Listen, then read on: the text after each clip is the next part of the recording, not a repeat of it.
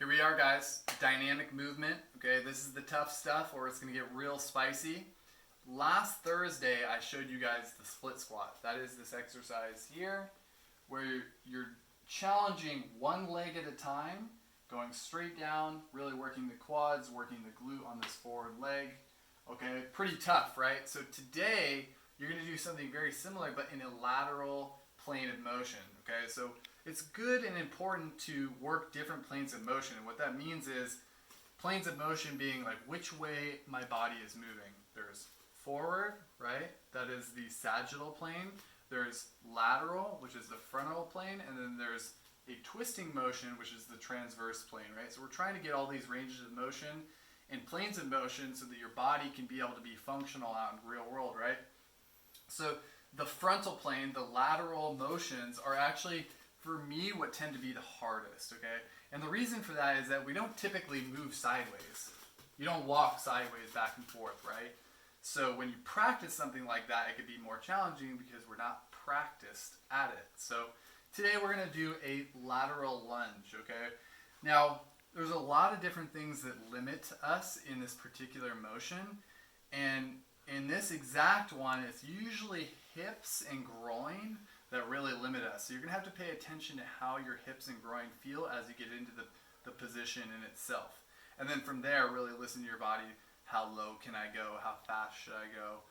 And we'll talk about that as I go along. But what you're going to do is you're going to widen your feet as much as you can tolerate, where you don't feel like you're going to tear your groin here. Okay, so I'm going to be at this moderate range. Now, from here, you want to think about strong feet. And that's going to be a constant. As we do any lower body exercise, I'm going to bring up how strong and engaged the foot and toes are, because a strong foot and strong toes are going to dictate how strong the rest of your leg and lower body is. So you can see that my toes are pushing into the mats. Now from here, you can see that both of my knees are straight. My legs are completely straight. I'm standing up nice and tall. This is the starting and finishing position of the exercise. And you may need to adjust as we go along. So if you need to scoot your feet a little bit more narrow as we go along, then go ahead and do so. That's fine.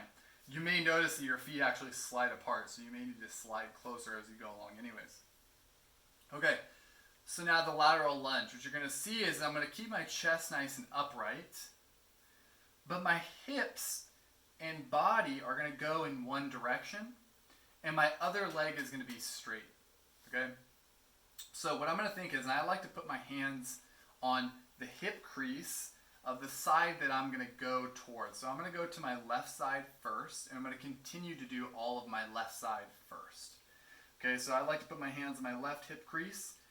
Watch as I do this. Before you do this on your own, I'm going to put my hips and my weight back behind me. So I'm thinking about driving my left hip bone back into the corner of the room. Now, as I drive my hips back, I'm allowing my left knee to bend. So you can see I'm pushing back into this left hip. My right leg staying straight. Do not let this knee bend at all. That's very important. You don't want this to happen. That's unsafe for the knee. You want it to stay locked. Now I'm only going to go as far back with my hips as my essential hip mobility and ankle mobility will let me. So that's as far as I can go. Now you can see my arch is still strong, my toes still gripping. I'm going to push through my left heel to stand all the way back up. Now, as I said earlier, how low you go is determinant of how challenging that will be. And you can only go as low as you can keeping the form. So the arch staying strong is part of the form. And this knee not collapsing inward like this. I talked about the VMO earlier in Tier 1. See this guy working right here? It's working really hard. And that can be unsafe for the knee. That's why we rolled it earlier. But if your knee stays out like this, my left glute is going to work harder. And that's what we want more so. We want this left glute hamstring complex. Doesn't mean the quad's not still working. Now as I go along, I'll have my hands out in front of me for counterbalance. I was just showing you with my hands here to show you that my hips are going back. Okay? So that was, I'm going to count that as 2 for myself. Now, because this is a really challenging exercise, we're going to limit it to 10. 10 each side. So I'm going to do 8 more on this side, and then I'm going to do 10 on this side. Okay? My hands are going to stay out in front of me as I do it. And this is just counterbalance. It allows me to keep my chest nice and upright. So hips go back, right leg stays straight, knees not collapsing. Now, it's going to be natural for you to look down at the leg, at the foot, but you do want to keep your eyes and posture forward. So eventually, as you become more adept at the exercise, eyes are going to look straight forward as you go along. So that's 5.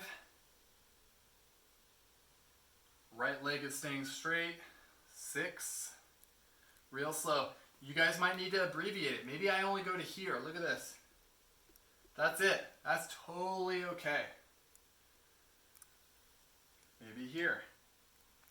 Just really focus on the foot staying flat. You never want to go on the toes, heel coming off the ground. I'm going to do 3 more. 8.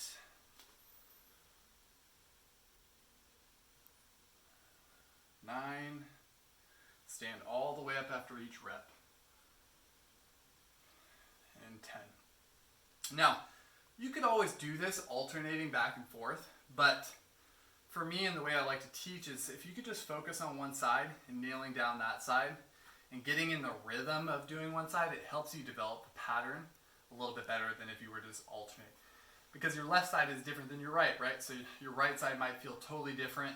If you can't focus on your right repeatedly, reps in a row, and you're going back to the left and getting distracted with each side, then you're not able to really practice one side. And that's what this is. So now, if you need to come out of that for a second, give the legs or feet a shake, go ahead. I know that's pretty tough. Now we're going to do 10 on the other side. And again, as I said before, one side could feel totally different. So sometimes the right hip is tighter than the left and vice versa. So be mindful.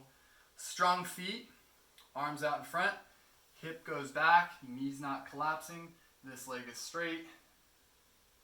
Go as low as you feel comfortable, come all the way up, and do 10.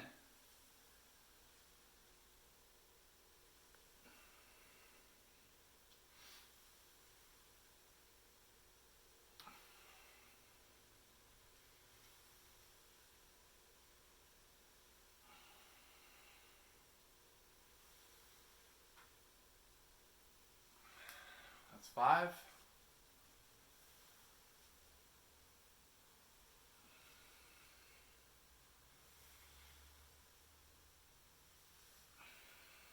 7. Nice and slow. Don't go too fast. You want to be nice and steady. I got 2 more. You can always go slower than me. Pause the video. 9. And 10. All right. So that's both sides. That's the lower body exercise. Okay, that's going to be challenging. The next, we're going to work on the shoulders a little bit. Now, sometimes it could be helpful to have a towel or something to rest your forehead on for this next one. So I'm going to roll up a towel here.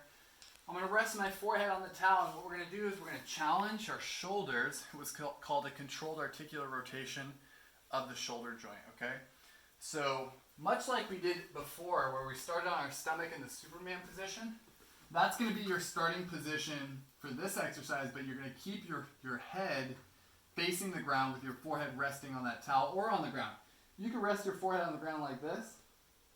It's just a little bit more comfortable with a towel or a pillow or something that you're resting there so you don't squish your nose. And then we'll have our arms out in Superman position. Okay? Now, this is fantastic for the posture, and that's exactly why we're doing it. So we're trying to open up our shoulders and make nice strong shoulders here.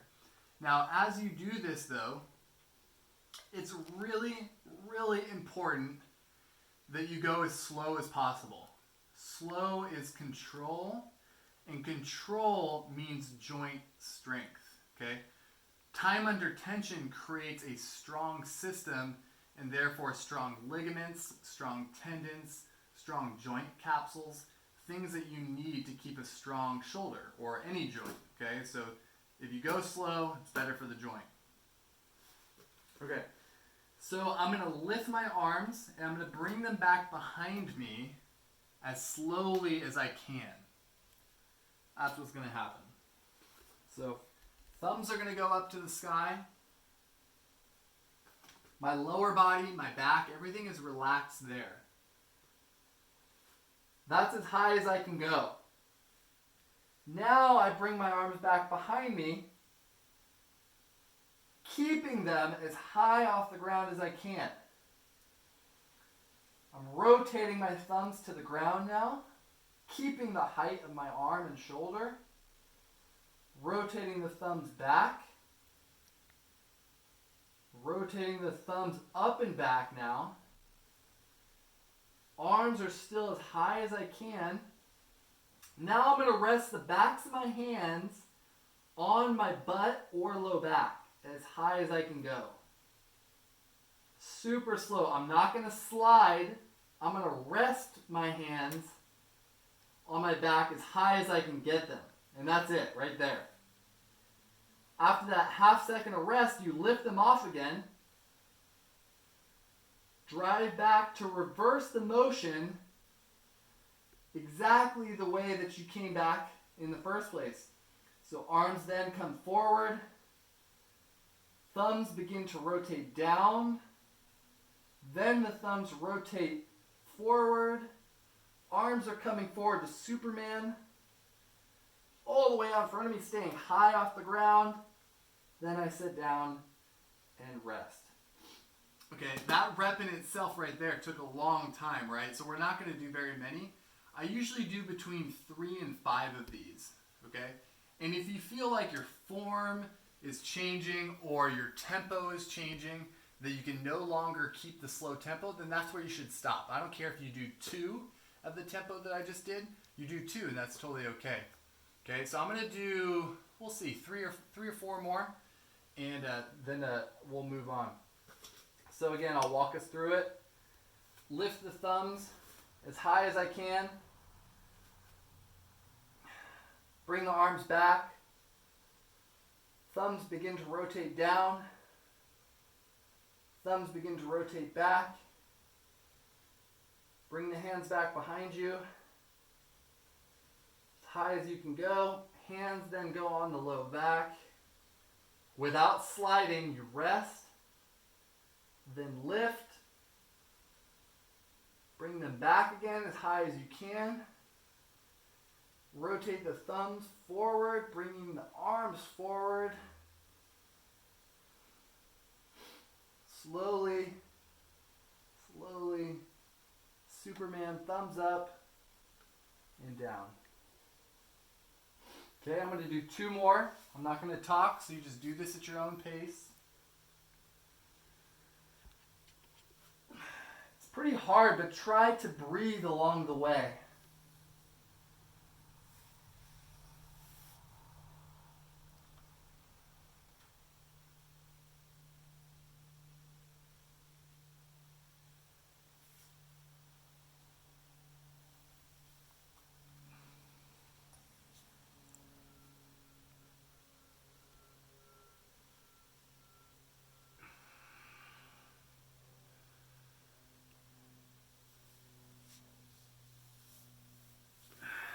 All right, I got 1 more.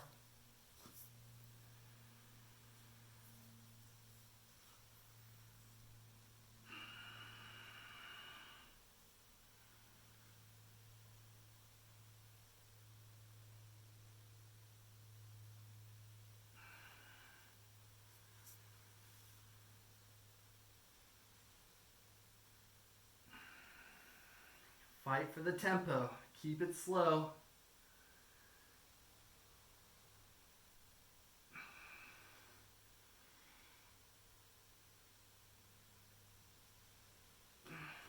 All right.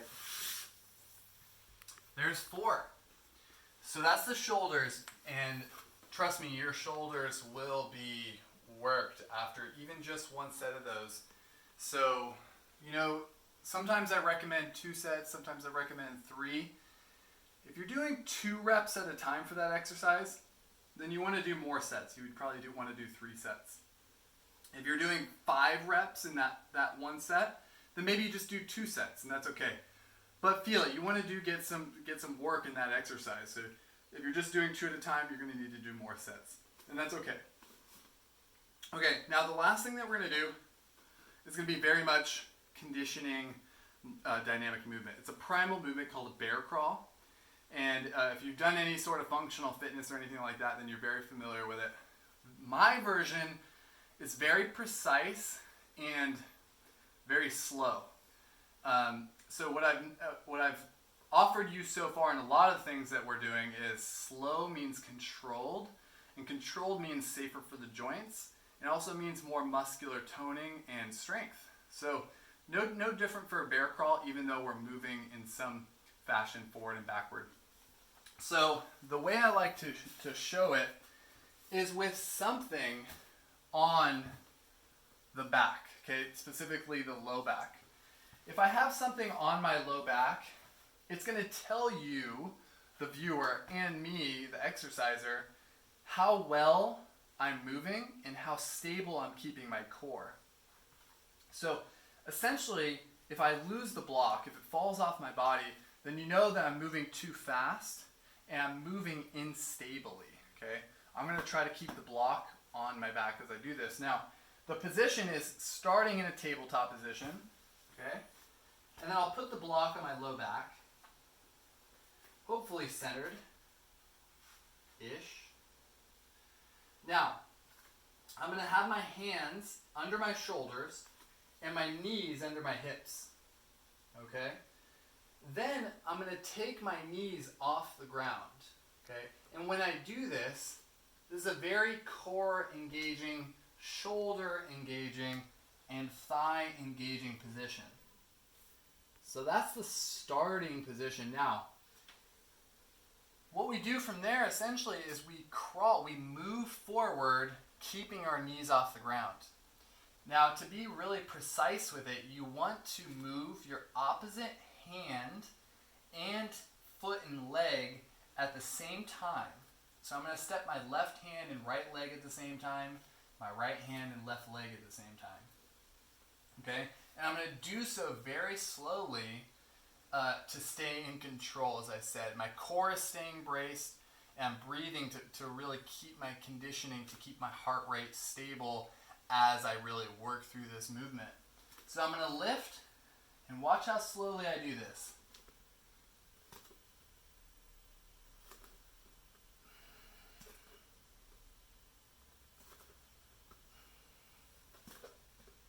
I lift and set at the same exact time. Now, what we're going to do, and this is going to be changed for what's appropriate for you, is you're going to choose how far you'd like to crawl forward and back, and that will be one set. So that'll be your first set. My requirement of you is if you have a block or a ball, something at home you could play with, you could put a ball on your back, and that would be a little bit more challenging because you really do want to try to stay as stable as possible. So I'll show you if I could do it with the ball here, trying to keep that on my low back. And I'm just going to go forward to the end of the mat and then backwards, which is definitely more coordinatively challenging, back, and that'll be my one set. Okay? So if you want to watch me do it first, you may, then pause it, do it on your own. But I'll show you what I got.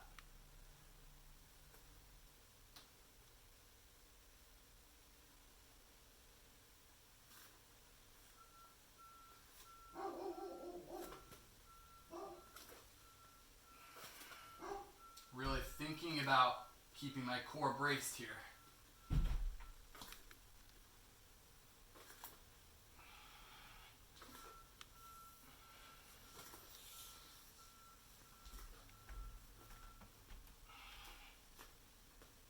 Small steps, not big steps. Keep your knees really close to the ground. If your knees go up, then the ball will roll towards your head. right? So thankfully I was able to accomplish that with the ball. Now you guys know I actually practice. If my butt were to go up like so, like this, then the block would roll towards my head. If my hips swayed like this, then I would lose the block. So that's why I like to encourage doing something with like a block or a ball on your low back. So it's telling you how stable you are, and it keeps you going at a slow, controlled pace. So you guys, April 14th, you've just gone through all 3 tiers. Super proud of you. Keep working hard. If you want to go through these movements, these dynamic movements, 1 or 2 more times, as I mentioned, go through them. But I'm happy you made it this far. So I'll see you guys on Thursday.